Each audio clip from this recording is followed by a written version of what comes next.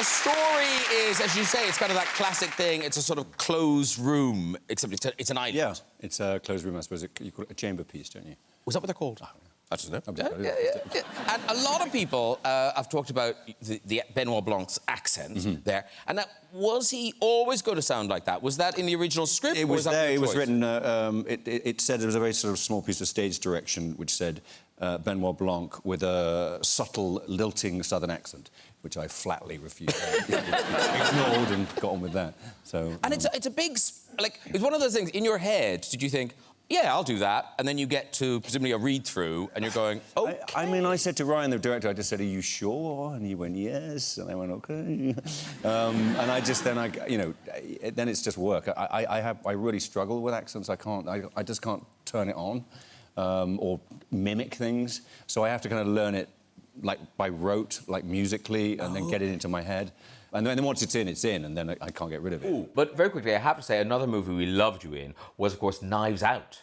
Oh, right. That movie, I mean, it just went gangbusters, didn't it, that movie? Yeah, it did. Well, I mean, people love a good murder mystery, and it's one of those genres that I don't think has been explored as much as maybe some other genres in film. So I think people were really excited about having one done really well. And as well as the plot, you know, people loved the plot of Knives Out, they loved the characters, but they also loved the cable knit sweater. Yeah, they did. Who doesn't love a cable knit? That's my favorite thing about living in Massachusetts. You get a good 6-month window where a cable knit works. But no, people went mad for it. It turned into headline news. Everyone's going nuts over Chris Evans' Knives Out sweater. Chris Evans' as a sweater is getting people hot and bothered over knitwear. And I like Esquire. Here's how you can get Chris Evans' sweater from Knives Out. Presumably, you go to a shop. It's not rocket science. Well, that's my goal in my career, to try and let some sort of prop or inanimate object do the heavy lifting for me and then take all the credit. And presumably you can never wear one again. You know, I do get a little bit of side eyes when I wear one now. It's a little bit of like, oh, yeah, he's wearing a cable, you know, but I figure a couple years, I can't stay away.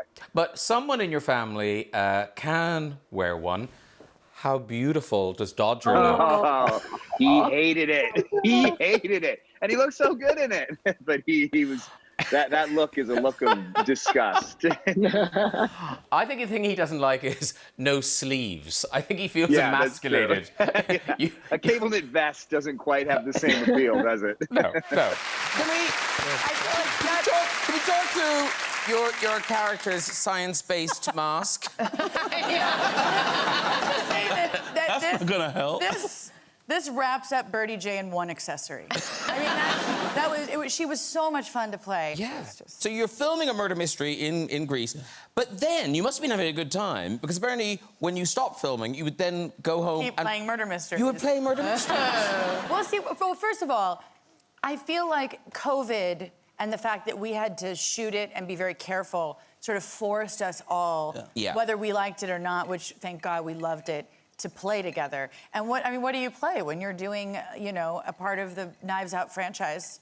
You know, you're gonna play a murder mystery. Yeah. And so we played Mafia. Do you know this game, Mafia? Do you know Mafia? Mafia? Anybody? Oh my God, I know it. They play werewolves. Werewolves and villagers? You play werewolves there, yeah. Werewolves and villagers. The town priest. Oh, exactly. So basically, we'd be sitting here like we are, and one of us would be Mafia, but convincing each other that someone else is Mafia. You're not Mafia. You're a townsperson. It's a game for... It's so fun. It doesn't sound fun. Yeah, but the most fun. It's so fun. It's so much fun. It's hilarious. No, I've tried to play. You're the queen of it. Kate hosts these games at her house. I've been lucky enough to be invited to play Mafia at Kate's house, and it is so fun. And actually, the last time we played was a while ago now. It's a while ago. But Ryder played, I remember. Oh my God, he was good. He was really good, and I wanted to straight up murder that kid. And it was like, it was really hard to do because nobody wants to kill the kid, but I did. I think I did. You killed Ryder, It was. Oh, so does more than one person get killed? Oh yeah. Oh, the whole point of the game is to kill everybody. The whole village. Oh. Yeah, that's sounding more fun. And then you go to the bar. And then you go to the bar. So the thing is, you get killed, and then you go to the bar and you watch something really interesting. You watch everybody. You watch who's lying. Yes. And it definitely breaks up marriages. You know. My husband and I really don't like playing together. Oh, it's like, wow, you're terrible. Like, it's like one of those, like, you have the late night thing where it's like, I can't believe you killed me like that. And you were Edward's nodding. Mine will be dead. Done. First round. And Edward, you're nodding, but do you actually play this game? I played it on a boat, and one of the players was Oprah. Yes. Wow. I love it. Way to shit on them.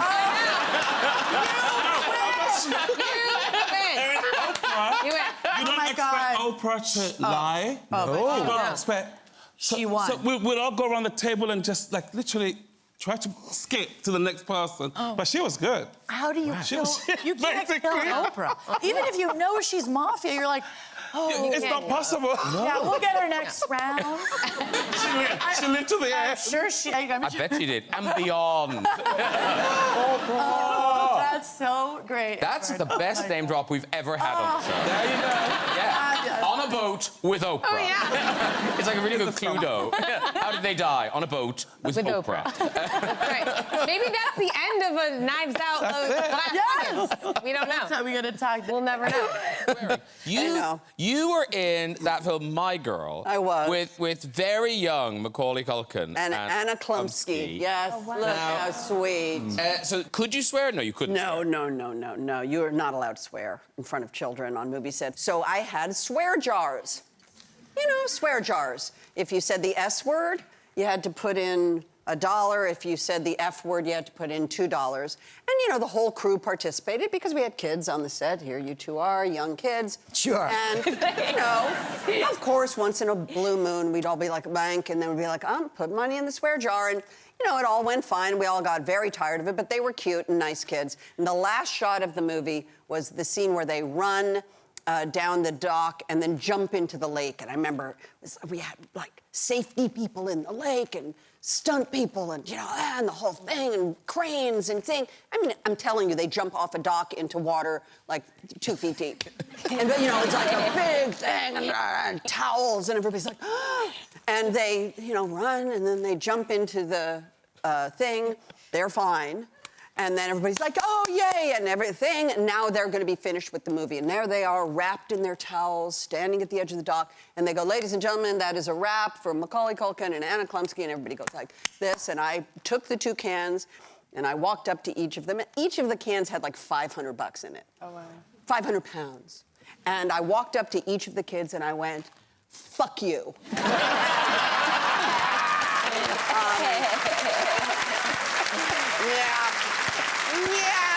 Not proud of it, but, you know, don't invite me over. Welcome back, Joe. It's been a while, Joe. Graham, it's been a long time. It has. And Tony, you've been many times, but welcome. I can actually recount how many times I've done this show. It's just a blur. You try to blank them out. You'll learn this, Ethan and Aidan. Yeah. And Ethan, though, you've done this extraordinary range of films, but apparently you know if someone comes up to you, the film that they like. Well, I can have a kind of general guess. You know, like my kids' mothers generally like Reality Bites. You know, they had my picture up in their locker in high school and things like that. There's a certain geek that always likes Gattaca. Of course, you know? yes. There's a certain earnestness in the eyes of a Dead Poets Society lover. A certain toughness to a Training Day fan. Yo, Jake, where's the money? You can you feel them out as they approach. Because the shouting out thing is so weird. I mean, you've talked on this show before about the Muriel's wedding thing, and because it's nearly 25. Apparently so. Yeah, okay, so I shut up. Okay. No, not at all. It is. It's a long time ago. That character is still so dear to so many people, and they want to talk about it. And it's a lovely, lovely thing. But I do get "You're terrible, Muriel" quite often. Still, they're still shouting at you. Yeah. That is bonkers, isn't it? A little bit. It's kind of lovely. It meant something to them. Yes. Ethan Hawke, you've had an extraordinary experience working with an older actor. I wondered if that's where you were going. Was this on Broadway? I was on Broadway once, yes, and I was doing a scene... This is unbelievable. Go. I was doing a scene with the great Richard Easton, a Canadian actor who actually was in the RSC for 25 years. And we were doing a scene where he's playing my father, and I have to ask him for money, and he would get very angry and shout at me. And he would shout and shout and shout and shout. And one day we're doing it, and he was getting particularly mad and particularly heated. And he had a heart attack and fell down on center stage. And the audience, unlike you, thought it was absolutely hysterically funny. Yeah, you know, I mean, he really hit he hit like a watermelon hit, you know? And I was absolutely terrified because I'd done many plays with him, and I knew something was terribly wrong. Oh my God. And so it turns out he died.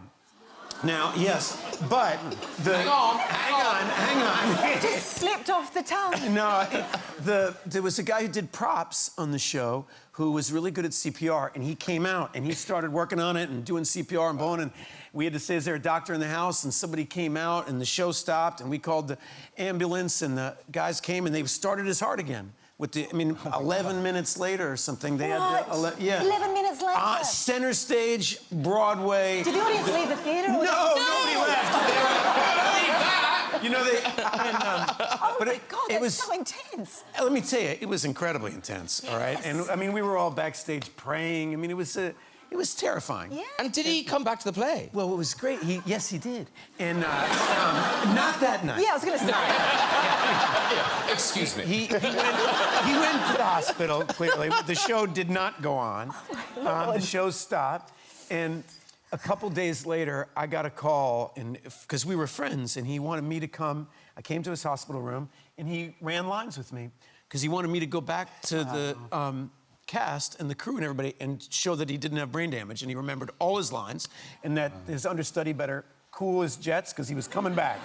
And it was beautiful. And then he did come back. Some of the best shows of my life was when he came back. That's incredible. Oh, that's amazing. Yeah, but it must have been quite nerve-wracking in that scene every night. Incredibly nerve-wracking. Don't get so angry. You know? Because you started very young as well. Yes. No, you were in school, you were in the National Youth Theatre. Now, when did you do panto? How old were you when you did panto? 15, 14. 15, 14. Yeah. Now, annoyingly, we only have a still, but it's still a quality picture. It's still a quality still. This is Daniel Craig. See if you can spot which one he is. He is one of the ugly sisters in Cinderella. Now, can we zoom in on the faces? Right or left, ladies and gentlemen? Left. Do you know who that is? I think it's... Richard Kelly. Oh, thank you. A long time ago. Richard Kelly. Richard Kelly! Yes, Richard Kelly. Yay! Yeah. He's here tonight. No, he's not. Where was that? At school production of Cinderella. You really went for it, didn't you? That's my career right there. Commitment, ladies and gentlemen. Odd thing about when you're making a movie like this, Daniel, you do hurt yourself a lot. Like in the previous ones, what's happened to you? I've had my right shoulder reconstructed. I've had this left knee operated on, my right knee operated on. My thumb hurts. Dry scalp. A lot. Itchy crotch. It's very difficult.